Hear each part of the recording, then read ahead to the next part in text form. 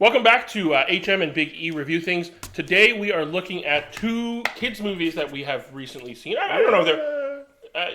I don't know if they're fully kids movies, but you've seen one and I've seen one, and we're here to talk about it. Today we're talking about... Clifford the Big Red Dog. And Sonic 2. Sonic 2. Let's start with Clifford. Sure. Clifford the Big Red Dog. What are your overall thoughts? Well, everybody knows Clifford the Big Red Dog from the books. Yes. It's a beloved character, and it's about him and his... Is there a reason why he's big? I think it's just that's the whole shtick. Like, he's a big red dog. But yeah, but they don't explain it. It's not like it's not really explained. It's not like He just a keeps gamma going. experiment. He just keeps growing. Well, that's one of the problems with this movie. They kind of try to explain it. But he's just a big red dog, and it's about him in his little community where he helps people out, and he gets in trouble because he's really big. Yes. So in this movie, they adapted it for live action. Okay. And it's really kind of that story where it's... I know nothing about this movie. Is there anyone else starring in it? There's a lot of people. A lot of comedians are in this movie. Oh, okay. So it's about a little girl. Yes. Emily. I forgot the actress' name, but she's, typical story. She's down on luck. She's bullied. Obviously. Okay, and it's like really egregious bullying and all that kind of stuff. So she's really sad, and her mother has to do a business trip. So her fun-loving uncle is, again, weird choices, are staying with the family to watch the girl, and they end up bumping into, they go to like a carnival or something, and they bump to John Cleese's character. Mm-hmm. So he's one of the comedians. The other guy, the main guy, he's in Jumanji. He's that actor in Jumanji, the British guy.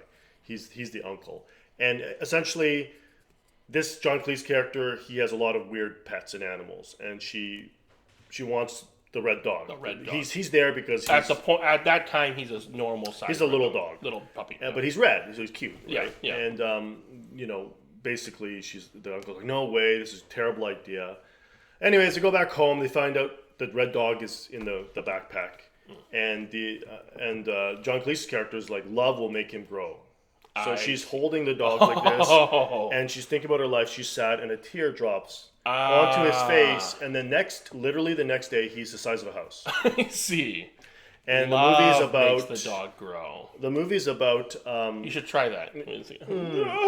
But he's the size of a house, and it's in New York, so he gets into a lot of trouble, which is kind of a little bit strange. Like, I don't know why everything's set in New York. I guess so that everybody can see Clifford, but I think in the books he was in a smaller community. I think so, yeah. Right, just a small community. I think that would have been the better choice. I think being in New York is fairly impractical for a very large dog. Well, apparently her apartment's massive, okay? But he gets into, it's all the same schlock. Like, he's getting into the sink, he's drinking from the toilet, the uncle's going crazy. Anyways, that's the story, really. Now, there's an antagonist that's introduced midway through the story. That wants to... He hears about Clifford or something, and he wants to, like... He happens... Kill the dog? No, that's pretty dark. No, he wants to take the dog because he is into growing big things for humanity. He's played by the guy who does Buster from Tony Hale. Tony Hill. And, So you have a lot of comedians in the movie. Russell...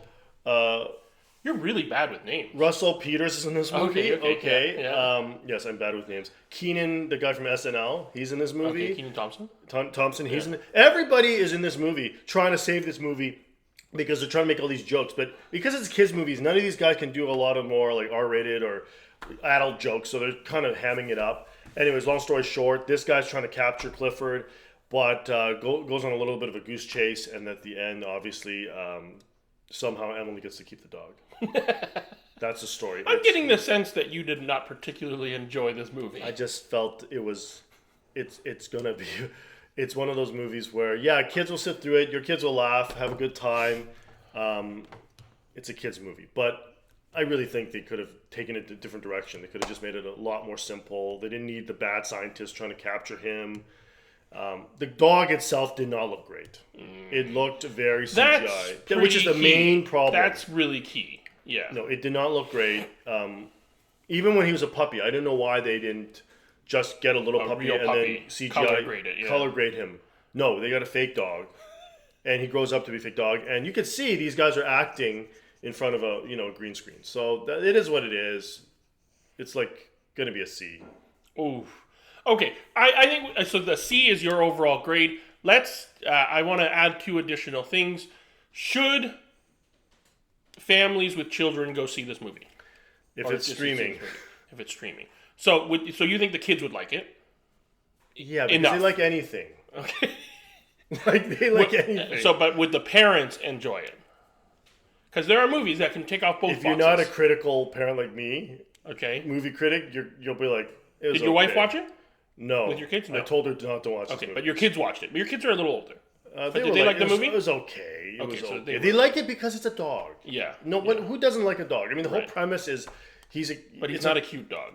Well, he's cute for what he is, but he's CGI cute. Okay, all right. So, anyways, it is what it is. It's one of those movies that if you go with your kids, you'll walk out saying, "I'm glad they enjoyed it," but I kind of fell asleep, or well, sure, whatever. All right. Clifford, the big red dog, ending on a big red downer.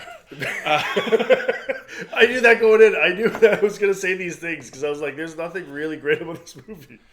Okay, so then I watched Sonic 2 with my kids in theaters. Did you watch Sonic 1? I did watch Sonic. Did you like 1. Sonic 1? It was okay. Yeah, it hit the beats. I think Sonic 1 is probably one of the better video game movies. I wouldn't say like the best, but Did for you video ever game even movies, like Sonic the video games? Yeah, I played Sonic a lot. I thought the character was like a rip of Mario, but he's just a speedy Yeah, creature. There's like Sega needed a speedy their own big mascot. They're like, let's not make him red because Mario's red. Right. Make him blue and he'll go faster. Yeah. Okay, created a I world out of agree it. with you that like it's and similar when we talked about Halo. It's a weird franchise to make a story out of. Apparently, because there's been so many games throughout the years, the main line, the adventure line, and many different things. There's been a cartoon, and so there is kind of a world that they're established world that they're kind of developing. I thought the first movie was pretty good, actually. I thought one of the better video game movies. This second one is a tale of two movies. Okay. All the actual stuff involving Sonic and the Sonic characters, so Sonic, Tails, Knuckles, and Eggman, played by Jim Carrey, all of that story is actually, I wouldn't say good, but it's all very interesting, and like that's much better. That's what you would expect following the first movie. Tell the story about the characters. But then the other, I would say probably 40% of the movie is spent with random humans. Sonic's parents, James Marsden, and I do not know the actress's Well, what name. are his parents human? Aren't they hedgehogs? No, not his human, like his adoptive parents. Like in the thing, because Marsden finds him, and then I don't remember this story. Okay. Why don't they just make? Where's hedgehog parents? No, I don't know. He's like, he has like an owl mentor. Look, I don't know the story, okay? I don't know this backstory. It's not important. I'm just telling you, no, the actual stuff. So it jumps to Eggman. Eggman, at the end of the last movie, was marooned on some mushroom planet or whatever, but because he's so smart and whatever, he ends up, able to create a portal and a beacon and it ends up attracting Knuckles. Knuckles is the last of his kind, sworn essentially to find this Chaos Emerald and to to hunt Sonic to find revenge for all of his tribe being killed. Okay? No, it's How simple. do you know all these details? You're such a nerd. We're doing a YouTube channel about. We're all okay. Anyway, that's the main thing. So okay, that's all. I think very within the normal story. And then they fight, which is great. The fighting is good. And then Tails comes to warn him because Tails is really smart, but again, bullied by the other foxes that only have one tail, alien foxes that only have one tail. He has two tails. And then he helps Sonic, and then they go on this kind of adventure where the two of them fight, and then eventually they all fight, and they have to fight Eggman, who turns out to betray Knuckles. Obviously. Eggman is Dr. Robotnik. Dr. Robotnik, played by Jim Carrey, who this is just like in the first one. This is Jim Carrey back to his kind of 90s zany kind of all out there. It really reminded me of like the Riddler and that kind of stuff. And it's good. I like Jim Carrey. But the other 40% of the movie, there's this whole thing about his adoptive parents and I don't know, James Marsden character, because they spend a scene early in the movie about like, oh, you're not my dad, type of thing. Oh, yes. right? But then they literally don't touch that plot thread at all until the very end when Sonic is like, thanks, Dad. So you're saying Sonic 2 is like the Ben-Hur of the 2022. Main A story, decent, and then... Random B story. So, but then the two parents, or the two human characters, they go to Hawaii for her sister's wedding. And there's a whole subplot about the wedding and the fiance. Like, it's really weird. Anytime it went to those, it was very boring. I think for these movies... Yeah. Including the new Halo series, anytime there's like the stuff that you want to see, it costs money. Right? And so they're like, we can't keep animating Sonic for like 2 hours. Let's just animate for 60%. So then let's put human people in because that's going to cost a lot less. I honestly feel like there's that in the movie too. I think so. And to an extent, Clifford had some of that too, where they had a lot of like side things that Clifford's not in the shot for, and there's a lot of dialoguing from humans making jokes. But it's like really not adding to the main story, like, right? Because I know that if they did a story where Clifford is really featured in every shot, you know, and he's going around doing adventures, it'd cost them a fortune to animate this thing, or it would be a lot shorter. Yeah, it would be shorter. So they're gonna stretch it out and give some human people. Same with King Kong Godzilla, where there's 4 characters are trying to find Godzilla. Same with Moonfall, it really stuff like that's just out of left field. It's a really good point. I think, you know, modern movies have a lot of this problem. I mean, how many times, even in our own channel, in our less than 20 reviews, have we said, oh, this movie goes on for too long? Too long. Right? And I don't know how much of that is budgetary, that they want to add stuff, or if it's kind of a plot thing, or if it's a studio interference. Oh, you need to add some human stuff here. Oh, you need to add these side characters here. Inject some humor and insert these characters. I don't know how much of that is that, but I feel a lot of modern movies kind of suffer from Why don't they blend the Sonic plot with the human plot? They do eventually. Obviously, Sonic ruins the wedding, and oh no, and then it's not even really worth going into. It's very tangential, and then it comes in very forced, and then every time it cuts away, Sonic, Knuckles, and Tails and Robotnik are just not in the movie for like 10, 15-minute stretches at a time, and it just, all the momentum just grinds to a halt, right? Because at its core, it's a simple thing. Everyone's racing to get this Chaos Emerald, and then obviously Robotnik is going to betray Knuckles, and then you know they're all going to team up to fight them. Like, that's the plot writes itself. Yes. But it just, all these cutaways are really, really bad. I'm guessing I'm not going to enjoy this movie. So, sure, let's cut right to the chase here. My final grade for this movie is, because of all of the extraneous stuff, I'm going to give it a C+. Oh, wow. I guess just better than Clifford. The core stuff is actually pretty good. So, would your kids enjoy it? I think your kids would enjoy it. I think Sonic, you know...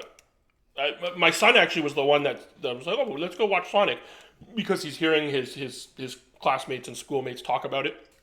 So I was like, okay, I enjoyed the first one.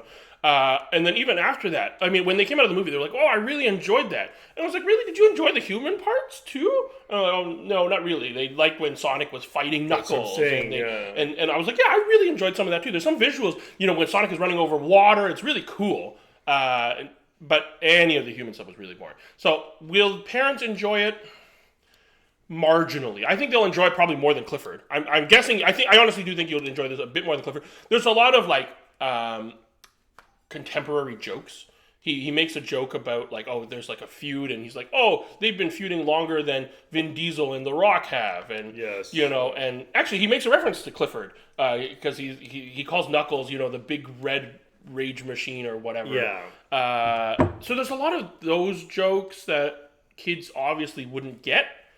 You know, he sees Professor Robotnik and he's like, oh, how come you look like, you know, Professor X and somebody else or whatever. And so kids don't really get that. So they're clearly trying to make some stuff appeal to the adults. Which is sort of like Clifford. All those comedians are trying to appeal slightly to the adults, but their jokes are very tame. Right, because they have to be. They cannot say most of what these comedians are known to say. Right. So they're kind of improvising, you can tell, and they make a few haha moments. And then the kids like the dog stuff, right? Yes. Where he's running down the street and everybody's chasing him. But I don't know. I mean, it sort of begs the question, why were these two movies made for live action?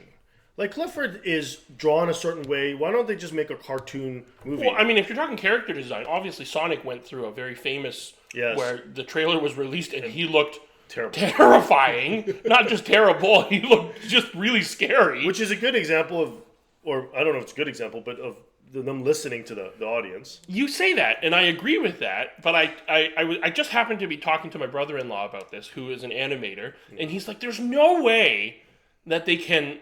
I mean, the movie got delayed, I think, 3 months or something like that. There's no way in 3 months they can completely redesign a character and reanimate everything. In so you're 3 saying months. it's a conspiracy? He thinks it's a conspiracy. I don't know. That's a big risk to take. Yeah, because I said that to him too. I was like, "Oh, this is it's a good story about the fans, and them listening to the fans and the fans winning out." And yeah, it was very famous. It was famous, and the design is much better. It is. It's cute. He's got bigger eyes. Yeah, and so Clifford, I guess, just is not as cute. Look him up. He doesn't look that great. I just think, but I mean, again, the style of Clifford was very much like a storybook. Yes, and to do it in New York and make it live action, I just don't know if it works. Like, why not just make a cartoon? I think the Sonic worked in live action. I think that was okay. I think that was neat. I'm like, think about Curious George. Did they make a live action Curious George? Yeah, I think they did. Did he look terrifying? I have no idea. Did they make a CGI monkey? I think he'd look terrifying. That's a good question. Well, we'll look that up. Let us know in the comments if they've made a Curious George movie that we haven't seen. I feel like James Marsden did this as well. He does all this. He's just stuff. Talking to random animals guy. He's good for that counterpart to CGI people because he can act goofy and funny. And, Yeah. He's done a lot of that kind of stuff. He has. Well, those are our reviews of Clifford, the Big Red Dog, and Sonic 2. Unfortunately, both receiving a C grade. But you know what? Will enjoy it. Are any of these movies ever going to achieve higher grades? I think so, but not these two for some reason. Your question is: are there kids movies that will receive a higher grade? Of course. But like think about is Finding Nemo kids movie? Yeah, would you say it's not? I would say it's a movie for everybody. Yeah, like Clifford is clearly no adults like, wow, let's go watch Clifford. Yeah, but I don't think Sonic is trying to be a kids movie. I think it's trying to be a movie for everyone. It looks super kiddie, and for nerds, big Sega nerds. Wow. I never found the character of Sonic that interesting. So it feels so personally attacked. Okay. Well, these are just not great movies. Not great movies, but I think your kids will enjoy it. So if they want to see it, especially on streaming, why not, right? Sunday afternoon. That's right. All right. Until next time, keep watching things. And like and subscribe. For the sake of Scout here.